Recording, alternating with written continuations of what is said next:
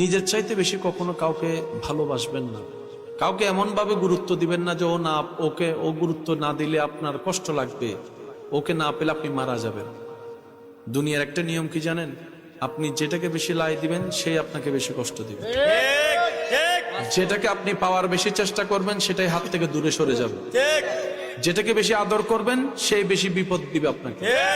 যাকে আপনি গোলাপের মতো করে লালন পালন করে বড় করবেন দেখবেন সে আপনাকে বেশি কষ্ট দিয়ে চোখের মধ্যে পানি আনাবে। এটা দুনিয়ার নিয়ম।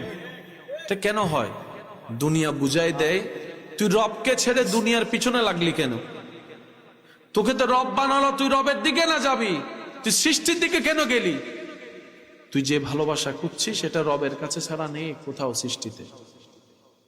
বান্দার জন্য রবের ভালোবাসা, উম্মতের জন্য নবীর ভালোবাসা। সুবহানাল্লাহ। সেজন্য যতদিন বাঁচবেন দুনিয়াতে শুধু গাটা লাগাই চলবেন।